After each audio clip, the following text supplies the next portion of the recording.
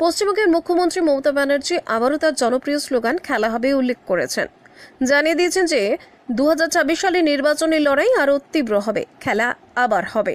2026 সালের খেলা আরও আক্রমণাত্মক হবে। দলীয় কর্মীদের উদ্দেশ্যে ভাষণ দেওয়ার সময় তিনি এই কথা বলেন, যা আগামী বিধানসভা নির্বাচনে শক্তিশালী প্রতিদ্বন্দ্বিতায় ইঙ্গিত দেয়। নির্বাচন কমিশনকে লক্ষ্য করে মমতা সতর্ক করে বলেন, যদি প্রয়োজন হয় তবে তৃণমূল কংগ্রেস, টিএমসি তাদের অফিসের সামনে আন্দোলন করতে পিছপা হবে না। যদি আমি 26 দিন ধরে ধর্ণা দিতে পারি, তাহলে নির্বাচন কমিশনের সামনে ধর্ণা দিতে পারবো, যাতে তাদের মেরুদণ্ড ফিরে আসে। তিনি বলেন, তার দলের এই বার্তা পরিষ্কার যে তারা গণতান্ত্রিক প্রক্রিয়া ক্ষুণ্ণ করার কোনো প্রচেষ্টাকে প্রতিরোধ করবে। তিনি বিজেপিকে এক প্রকার আক্রমণ করে বলেন, আমরা মহারাষ্ট্র নই।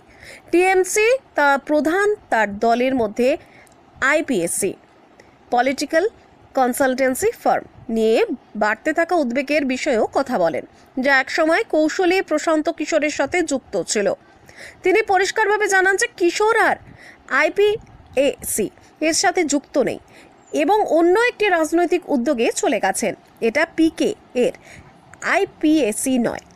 তার এখন একটি নতুন দল রয়েছে, আপনাদেরকে সবাইকে বুঝতে হবে এবং আইপিএসসি কে সহযোগিতা করতে হবে। তারা একটি নতুন দল, মমতা দলের কর্মীদের বলেন।